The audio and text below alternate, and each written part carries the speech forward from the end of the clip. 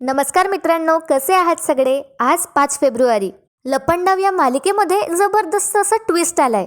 मनस्विनीची क्रूर वागणूक बघून आता गौतमने ठरवलंय सखीला तिच्या खऱ्या आईबद्दल सांगायचंय. इतका मोठा त्यांनी आता निर्णय घेतलाय आणि मनस्विनीचा पर्दाफाश करणार आहे गौतम आपल्या सखीसमोर. त्यामुळे काय होतं, गौतम आता सगळे लोकेशन, तिथले फोटोज वगैरे सखीला व्हॉट्सअप करतो. सखी तिच्या खऱ्या आईपर्यंत पोहोचली पाहिजे म्हणून, तेजस्विनी कामतपर्यंत. आणि तसंच होतं. आता सखी सगळे फोटोज वगैरे बघून कान्हाला तिथे त्या लोकेशनवर घेऊन जाणार आहे आणि जिथे तिच्या खऱ्या आईला डांबून ठेवलंय ते शटर उघडल्यावर सखी आणि कान्हाला खूप मोठा धक्का बसणार आहे. तर बघूया मित्रांनो, येणारे एपिसोड्स खूपच इंटरेस्टिंग असणार आहे. तर आपल्या सिरियलच्या लेटेस्ट अपडेटसाठी ज्यांनी चॅनलला सबस्क्राईब नसेल केलं तर पटकन चॅनलला सबस्क्राईब करून घ्या. चला तर मग सुरू करूया आजच्या भागाला. सखी कानाला घेऊन आता बंगल्यावर आली असते आणि ती आल्याबरोबर सरकारला डिमांड करते की तुमच्या हातूनच आम्ही दोघंही आमचं औक्षण करून घेणार आहे, त्याशिवाय मी घरात नाही येणार. आता सगळी प्रॉपर्टी सखीकडे असते म्हणून मनस्विनीला हे सगळं करावं लागतं. सखीच्या समोर मनस्विनीला झुकावं लागतं. त्यामुळे ही मनस्विनी गपचूप आता सखीचे बोलणे ऐकून घेते.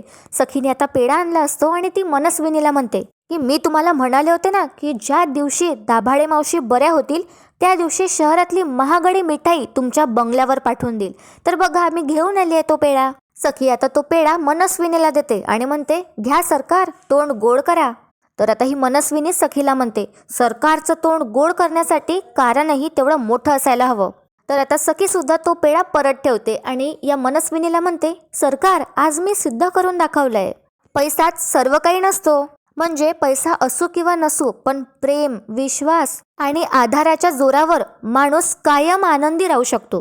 आता इथे कान्हाला सुद्धा थोडी भीती वाटू लागते की ही मनस्विनी रागाच्या भरात सखीला काही करणार तर नाही. म्हणून आता कान्हाच म्हणतो मला असं वाटतंय की आपण औक्षण करून घेऊया आधी. आणि त्यानंतर कान्हा आता या सरकारला म्हणतो सरकार प्लीज औक्षण करता का? तर सरकार सुद्धा आता रागातच म्हणते हो करते. आणि बघा मित्रांनो काय होतं, आता ही जी मनस्विनी आहे ही सखीकडे औक्षणाचं ताट ठेवते आणि सखीच्या अवतीभोवती ती अशा फिरवत असते, तिला ओवाळत असते. पण सखी आता मनस्विनीला थांबवते आणि ते ताट कान्हाकडे सुद्धा वळवते. तिचं म्हणणं असतं की आमच्या दोघांचंही मिळून स्वागत करा. आणि त्यानंतर ही मनस्विनी तिची इच्छा नसताना सुद्धा दोघांचंही एकत्र स्वागत करते. पण मित्रांनो, हिची औक्षण करण्याची स्टाईल एकदम जगावेगळी आणि भारी आहे. एकाच हाताने अशी ती वेगळीच, असं वाटतं की ताट पडणार का काय खाली आता.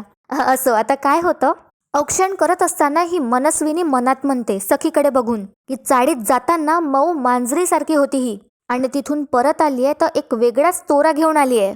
करेल थोडे दिवस मनमानी करेल, करू दे. आणि त्यानंतर मनस्विनी कान्हाकडे बघते आणि म्हणते आणि हा कान्हा, हा मूर्ख, त्याला तर ही सखी आता डिवोर्स देणार. होच दे हा डिवोर्स, कारण आयुष्यात पहिल्यांदा या सरकारची हार झाली आहे, ते सुद्धा या युजलेस कान्हामुळे. असं सगळं ही मनस्विनी आता मनातल्या मनात बोलत असते, तेही रागात.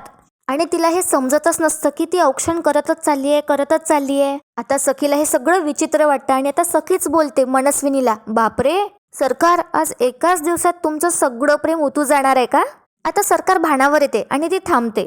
त्यानंतर आता सखी म्हणते सरकारला मला माहिती आहे तुम्ही मला आशीर्वाद देणार नाही आहे, पण मीही माझे संस्कार सोडणार नाही. असं म्हणत आता सखी खाली झुकते आशीर्वाद घेण्यासाठी आणि ॲज युजल ही जी मनस्विनी आहे ही मागे सरकते. सखीला हे ऑलरेडी माहिती असतं. त्यानंतर आता सखी कानाकडे बघते तर काना सुद्धा आता आशीर्वाद घेतो मनस्विनीचा आणि मनस्विनीची खूप जिवार आली असते, ती रागातच दोघांकडे बघत असते. त्यानंतर आता सखी आतमध्ये येते आणि कुल्फीला मिठी मारते. कुल्फीला ती म्हणते कशी आहेस कुल्फी? तर कुल्फी म्हणते तू सोडून गेली होतीस ना सखी दी मला, अगदी तशीच आहे मी. आणि बघा मित्रांनो, कान्हा या परशूचा कसा पचका करणार आहे तो. त्यानंतर कुल्फी म्हणते तू सखीला की गोडच आहे मी अजूनही, तू मला सोडून गेली होतीस तशीच. तर आता सगळेजण स्माईल करू लागतात. गौतम म्हणतो आता सखीला बघून या घरचं खरं सुख तर आता परत आलंय. सखी आता गौतम काकांना विचारते कसा आहेस तू काका? गौतम काका म्हणतो आता तू परत आली आहेस ना, तर बघ सगळं ठीक होणार आहे, छान होईल मी आता. तर आता सखी हे ऐकून स्माईल करते. पुढे आता गौतम सखीला म्हणतो आणि सगळं छान आहे. तर बघा मित्रांनो काय होतं, आता मनस्विनी कुल्फीकडे रागात बघत असते आणि कुल्फी या मनस्विनीला खूपच घाबरते. या आधी जे काही तिने कुल्फीसोबत केलंय त्यामुळे. तर आता काय होतं, कुल्फी तर आतमध्ये निघून जाते आणि कान्हा आता दोन्ही बॅग्स आपल्या हाती उचलत सखीला म्हणतो चला वर जाऊ आपण. पण इतकं काय जड भरलंय तुम्ही या बॅग्स मध्ये? माझी बॅग बघा किती हलकी आहे ते. आणि कान्हा आता सखी सोबत खोलीत जाणार असतो. तितक्यात परशू या दोघांनाही अडवतो आणि तो कान्हाला म्हणतो, काय रे, कुठे चालला तू आणि हे बॅग का आणली आहेस तू स्वतःची? तर याचा आता सखीला सुद्धा आश्चर्यच वाटतं आणि सखी परशूला म्हणते, काका काय बोलतोयस तू? तो सुद्धा आता इथेच राहणार ना? तर आता कान्हा सुद्धा हसतो आणि म्हणतो, हो ना. आणि तो सखीला म्हणतो, चला. परशू परत आता कान्हाला थांबवतो आणि म्हणतो, तू कुठे चाललायस रूम मध्ये? 1 मिनिट कान्हा, तुझी जागा तुला माहिती आहे ना? Guest room. अरे चल निघ तिथे. तर बघा आता काय होतं, कान्हा ते दोन्ही बॅग्स खाली ठेवून देतो आपटतच. पण मनस्विनी आपल्याच झोनमध्ये असते मित्रांनो. ती त्या ताटाकडेच बघत असते. तिचं याकडे काहीच लक्ष नसतं तिथे प्रेझेंट असून सुद्धा. तर आता कान्हा काय करतो, कान्हा परशूला म्हणतो, काका काय करू हो मी तुमचं? अहो एकच मन आहे, किती वेळा जिंकाल तुम्ही? सखी सुद्धा आता कान्हाकडे आश्चर्याने बघते आणि त्याचं बोलणं ती ऐकत असते. पुढे आता कान्हा परशूला म्हणतो, काका तुमच्याकडे बघून ना मला एकच गोष्ट वाटते, माणूस हा पैशाने आणि इज्जतीने श्रीमंत नसला तरी चालेल तुमच्यासारखा. आता परशू म्हणतो, आ? पुढे कान्हा म्हणतो, हो तुमच्यासारखा मनाने श्रीमंत असायला हवं. पण आता कान्हा बरोबर गोष्टी फिरवत असतो. सखीला हे बरोबर आता समजलं असतं आणि सखी सुद्धा इनॅक्ट करत असते, ती सुद्धा स्माइल करते. पुढे आता परशू म्हणतो, म्हणजे काय म्हणायचंय तुला? तर कान्हा म्हणतो, ओळखला हा मी, तुमचं मन बरोबर ओळखलं. तुमच्या मनाचा मोठेपणा मला कळतोय. परशू म्हणतो कान्हाला, नाही पण यात मनाचा मोठेपणा कुठून आला? तर बघा मित्रांनो, आता कान्हा परशूला म्हणतो, मला माहिती आहे तुम्हाला स्वतःला ह्या आमच्या बॅग्स उचलायच्या आहेत आणि मला आराम द्यायचा आहे, हो की नाही? ओळखलंय मी, ओळखलंय, हरकत नाही, तुम्हीच उचला ही सखी मॅडमची बॅग. यावेळी मी मनाचा मोठेपणा दाखवणार आहे. तुमचं मन न दुखावता ही घ्या बॅग. असं म्हणत मित्रांनो, कान्हा जोरातच ती ट्रॉली बॅग परशूकडे फेकतो आणि परशूला ती बॅग लागते सुद्धा. ऑफकोर्स कान्हाने हे मुद्दामच केलं असतं. त्यानंतर आता कान्हा म्हणतो सुद्धा परशूला, लागलं का? सॉरी हा काका. तर काय होतं, हे सगळं सखी बघत असते पण ती काहीच बोलत नाही, ती सुद्धा मजा घेत असते. त्यानंतर सखीची बॅग खरंच खूप भारी असते, त्यामुळे परशू आता ओढतच ती बॅग घेऊन जातो आणि मीनाक्षी बघतच राहते. तिच्या बरोबर ही मनस्विनी सुद्धा, ती सुद्धा काहीच बोलत नाही, ती आपल्याच धक्क्यात असते, चॅलेंज हरली आहे म्हणून. तर इथे काय होतं, गौतम आता सखीला म्हणतो, सखी जा बेटा, जाऊन आराम कर, दमली असेल ना? तर सखी म्हणते हो. आणि बघा मित्रांनो, इथे आता काय होतं, सखी कान्हाला गुड नाईट म्हणते आणि तिथून निघून जाते. गौतम सुद्धा त्याच्या खोलीत चालला जातो. तिथे आता फक्त कान्हा आणि मीनाक्षी असते. तर काय होतं, ही मनस्विनी आता मीनाक्षीला आवाज देते जोरात आणि ते ताट न्यायला सांगते. मीनाक्षी आता ते ताट तिच्या हाती घेते आणि बघा मित्रांनो काय होतं, ही जेव्हा मीनाक्षी ते ताट परत घ्यायला जाते तेव्हा ही मनस्विनी त्या ताटातलं जो दिवा असतो ना, ती स्वतः फुंकर मारून विझवून टाकते. मीनाक्षी सुद्धा आता घाबरत असते, ताट आतमध्ये नेते. कान्हा सुद्धा आता खोलीत जाणार असतो, तितक्यात मनस्विनी त्याला थांबवते आणि बोट दाखवून त्याला तिच्याकडे यायला सांगते. तर ही मनस्विनी आतापर्यंत तर काही बोलली नसते, पण आता मीनाक्षी वगैरे सगळे तिथून निघून गेले असतात आणि त्यानंतर एकट्यात ती कान्हाला म्हणते, काय रे, घरात शिरल्याबरोबर तुझी जीभ एकदम चरचर चालायला लागली आहे, विसरलास का? हीच सखी तुला डिवोर्स देऊन या घरातून बाहेर काढू शकते. पुढे आता मनस्विनी कान्हाला म्हणते, सांग मग तुझा अनुभव सांग मला. कान्हाला आता काही समजत नाही. तर पुढे ही आता सरकारच म्हणते, पैसे घेऊन काम न करण्याचा तुझा अनुभव सांग, कसं वाटलं? तर आता कान्हा म्हणतो, काय बोलताय सरकार तुम्ही? तर ही मनस्विनी कान्हावर ओरडते आणि म्हणते, शटअप, अशी तुझ्यासारखी अनप्रोफेशनल माणसं मला अजिबात आवडत नाही. पैसे घेतोस आणि दिलेलं काम नीट करत नाहीस. तर ही सरकार कान्हाला काही बोलू सुद्धा देत नाही. आणि पुढे आता ही सरकार म्हणते, जर मी चॅलेंज जिंकली असते ना, तर आज ही सखी तोऱ्यात येऊन इथे मला तिने माज नसता दाखवला. कान्हा आता हिला म्हणतो, मनस्विनीला, प्लीज आधी तुम्ही ना थोडे शांत व्हा. आता तर तुम्हाला फक्त मी एवढंच सांगू शकतो, मी काय केलंय आणि काय नाही हे तुम्हाला लवकरच कळेल सरकार. आणि त्यानंतर कान्हा पुढे म्हणतो, हे घ्या, शपथ घेतो मी. तर बघा काय होतं, ही जी मनस्विनी आहे, ही ती फुलांची रांगोळी जी असते ज्यावर सखी आणि कान्हा लिहिलं असतं, तर ती रांगोळी ही पायाने मोडून टाकते, लात मारून कान्हा समोरच, आणि तोऱ्यातच तिथून निघून जाते. कान्हा त्यानंतर त्या फुलांच्या रांगोळीकडे बघतो, कारण तिने बरोबर सखी आणि कान्हाचं नाव मोडलेलं असतं. तर आता ही निघून गेल्यावर मनस्विनी कान्हा म्हणतो, तू विस्कटलेल्या प्रत्येक गोष्टीची किंमत तुला द्यावी लागेल तेजस्विनी, कारण आता मी पुन्हा घरी आलोय आणि यावेळी मी फक्त कान्हा महाडिक नाही तर कबीर किर्लोस्कर आहे. आणि हाताची घडी करत आता कान्हा म्हणतो, कबीर देवदत्त किर्लोस्कर. इथे काय होतं मित्रांनो, सखी आता तिच्या खोलीत येते, पण तिला सगळी कान्हाची खोली दिसत असते, कान्हाचं घर दिसत असतं तिला. तिथे सखीला भास होत असतात आणि बॅकग्राऊंडमध्ये तू ही रे माझा मित्र हे गाणं सुरू असतं.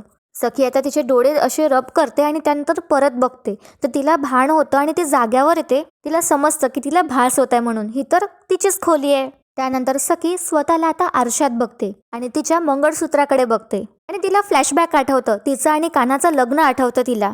त्यानंतर कान्हासोबत स्पेंड केलेले प्रत्येक मोमेंट्स तिला आठवतात आणि हे सगळं आठवून सखी आता स्माईल करत असते. दुसरीकडे आता कान्हाची सुद्धा हीच अवस्था असते. कान्हा गेस्ट रूम मध्ये तर आला असतो, पण त्याला जिथे तिथे आता सखीची आठवण येत असते आणि ते सगळे चाळीतले क्षण त्याच्या डोळ्यासमोर अशी येत असतात. त्यानंतर सखी आता तिची बॅग वगैरे ओपन करते आणि त्यामध्ये ताट दिसतं तिला, ज्यावर आता सखी plus Kanha is equals to Sanha असं नाव कान्हाने कोरून आणलं असतं. त्यावर ती प्लेट हाती घेत आता सखीला त्यांचे क्षण सुद्धा आठवतात. त्यानंतर सखीचं लक्ष तिच्या बँगल्सकडे जातात आणि सखीला आठवतं की तेव्हा सुद्धा कान्हाने तिच्या बांगड्यांना कशी दोरी बांधली होती सखीला त्रास होऊ नये म्हणून. हे सगळं आता सखीला आठवत असतं. आणि दुसरीकडे कान्हाची सुद्धा हीच अवस्था असते. बेडवर झोपताना त्याला आता सखीची आठवण येत असते. आणि मित्रांनो, इथे अशी छान सुंदर अशी छोटीशी डिटेल आपल्याला दाखवली आहे. कान्हा आधी बेडवर झोपायला जाणार असतो, पण त्याला आठवतं की त्यांच्या घरी कान्हा खाली झोपायचा आणि सखी बेडवर, म्हणून आता कान्हा बेड रिकामा करतो आणि तो खाली येऊन झोपतो. त्याला वाटत असतं की हे अजूनही आपल्या सखीची जागा आहे. खूप सुंदर अशी ही डिटेल होती. त्यानंतर कान्हाला आठवतं की कशी सखीने त्याला मिठी मारली होती. दुसरीकडे आता सखी सुद्धा झोपण्याचा प्रयत्न करते, पण तिला सुद्धा आता झोप नसते, तिला कान्हाचीच आठवण येत असते. कान्हा आता त्याच्या गेस्ट रूम मधल्या आरशाजवळ येऊन उभा राहतो आणि सखीला सुद्धा झोप नसते येत, म्हणून ती सुद्धा आता फायनली उठते आणि आरशासमोर येते. दोघेही खूप बेचैन अस्वस्थ झाले असतात. एका घरात असून सुद्धा दोघांनाही एकमेकांची खूप आठवण येत असते. दोघेही आता एकमेकांशिवाय राहूच नाही शकत अशी त्यांची म्हणजे अवस्था झाली असते. तर मित्रांनो, काय होतं इथे आता रात्र निघून गेली असते आणि दुसरा दिवस येतो. तर आपला किरण आनंद स्मृती बंगल्यावर गेला असतो, जिथे आता राजलक्ष्मी मा राहत असतात. किरणने पूर्ण आता त्याचे ऑफिसचे कपडे घातले असतात. त्याला बघून आता राजलक्ष्मी मा म्हणतात, किरण तुझी झोप झाली नाही आहे वाटतं. किरण सुद्धा आता म्हणतो, नाही मा, काल कान्हा सखीला घेऊन तेजस्विनी कामाच्या घरी गेल्या ना, तर चाड सगळी रिकामी वाटत होती, कशी झोप येणार. राजलक्ष्मी मा आता किरणला म्हणतात की हे गुंतळ सोड, नाती खूप दुबळं बनवतात आपल्याला. आणि किरण, आपल्याला दुबळं बनवून चालणार नाही, त्या तेजस्विनी कामातला आपल्याला दुबळं बनवायचं आहे. तर आता किरण म्हणतो राजलक्ष्मी माला, आपल्या केसी कंपनीने म्हणजेच किर्लोस्कर कन्स्ट्रक्शन कंपनीने कामत एम्पायरचे 10% शेअर्स विकत घेतले आहेत. मा, आपण आपल्या ध्येयाच्या खूप जवळ आहोत. तर हे ऐकून आता राजलक्ष्मी मा म्हणतात, आता आपल्याला सुद्धा वेग वाढवावा लागेल. नाही म्हणा, ते तर आपण वाढवतोच आहोत आणि कबीरच्या प्लॅनमुळे त्या तेजस्विनी कामतचं खूप मोठं नुकसान होणार आहे आणि ते नुकसान ब्रेकिंग न्यूज बनून तिच्यापर्यंत पोहोचणार आहे. म्हणजे कान्हा काहीतरी खूप मोठा प्लॅन करतोय असं दिसतंय मित्रांनो. तर किरण सुद्धा म्हणतो, काय राजलक्ष्मी मा, नक्की काय प्लॅन आहे कबीरचा. तर राजलक्ष्मी मा आता स्माईल करतात. आणि बघा मित्रांनो, इथे आता सीन शिफ्ट होतो. गौतम आता कुल्फीला घरात शोधत असतो. तो कुल्फीला 2-3 हाक सुद्धा मारतो. त्यानंतर गौतमला वाटत असतं की कुल्फी घरात नाहीये, तर तो दुसरीकडे शोधायला जातो. तर बघा, कुल्फी सोफ्याच्या मागे बिचारी लपून बसली असते. त्यानंतर आता गौतम नीट बघायला जातो, तर कुल्फी खूपच बिचारी घाबरली असते आणि ती रडत असते. तिला बघून आता गौतम लगेच कुल्फी जवळ जातो आणि तिला उठून उभं करतो आणि म्हणतो, बाळा काय झालं, काय झालं, तू इथे लपून का बसली आहेस आणि इतकी का घाबरली आहेस तू. तर कुल्फी बिचारी खरंच खूप घाबरली असते. पुढे गौतम म्हणतो, चल आपण ब्रेकफास्ट करून घेऊ कुल्फी. तर कुल्फी म्हणते, नाही बाबा. बिचारी खूप घाबरली असते आणि घाबरतच सगळं म्हणत असते ती, बाबा मला डायनिंग टेबलवर नाही यायचंय, मला भीती वाटते तिथे यायची. गौतम विचारतो, का बरं बाळा, कशाची. तर आता कुल्फी म्हणते, कारण सरकार माझे गालं ओढतात, माझे केस सुद्धा ओढतात, त्यांनी माझं ग्रीटिंग कार्ड पण कापलं होतं. तर त्यानंतर गौतम म्हणतो, कुल्फी बाळा घाबरू नकोस, मी आहे ना, तुझा बाबा आहे ना, माझ्यावरती विश्वास ठेव. पण गौतमला आता खूप वाईट वाटत असतं कुल्फीची अशी अवस्था बघून. पुढे आता गौतम म्हणतो, कुल्फीला मी लवकरच तुझी ही भीती काढून टाकेल. आणि कुल्फीला आता गौतम मिठी मारतो आणि मनात म्हणतो, बस झालं आता, या सरकारची दहशत बस झाली, असा आयुष्यभर तिला घाबरून चालणार नाही. त्या सरकारचा खरा चेहरा आता जगासमोर आणलाच पाहिजे, तेही मी समोर न येता.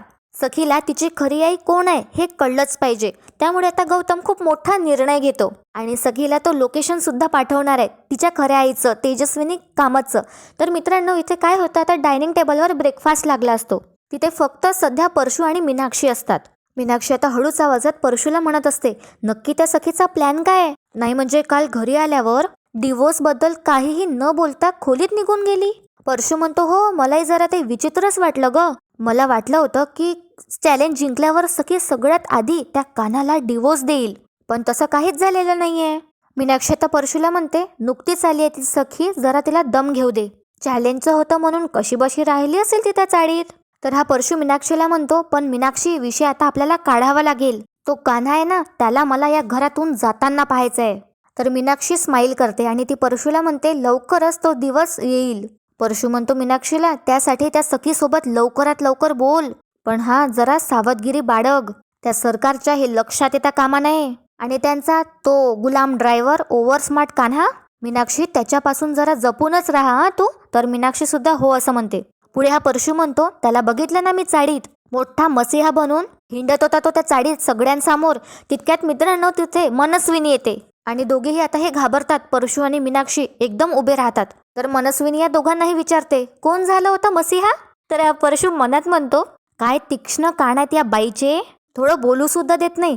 त्यानंतर आता परशू या मनस्विनीला घाबरतच म्हणतो, नाही सरकार ते आमचं ते. इतक्यात आता ही मनस्विनी या परशूच्या जवळ येत असते, त्याला घाबरवत असते. तितक्यात तिथे आता सखी आणि कान्हा येतात आणि सखी सगळ्यांना गुड मॉर्निंग म्हणते. कान्हा सुद्धा सगळ्यांना ग्रीट करतो, सुप्रभात असं वगैरे म्हणतो. त्यानंतर आता सखी आणि कान्हा ब्रेकफास्टसाठी बसतात. पण बघा काय होतं, परशू आता टेबलवरच, डायनिंग टेबलवरच त्याच्या चेअरवर बसला असतो. तर ही मनस्विनी परशूकडे रागातच बघत असते एकटक.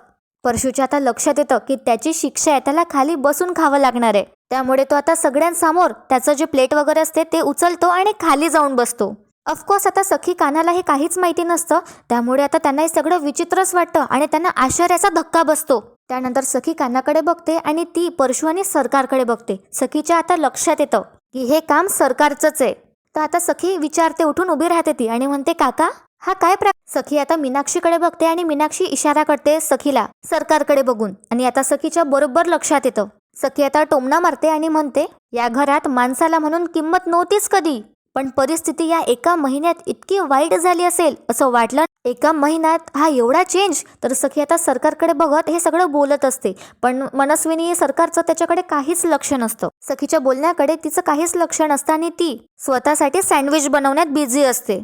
सखीला समजतं की सरकारसोबत बोलून काही अर्थ नाही, म्हणून ती आता परशू जवळ जाते आणि म्हणते, चल काका उठ. तर त्यानंतर ही मनस्विनी सखीवर ओरडते आणि म्हणते, सखी. तरी सुद्धा आता सखी काही ऐकत नाही मनस्विनीचं आणि ती परशूला परत परत म्हणते, काका म्हटलं ना तुला मी, उठ.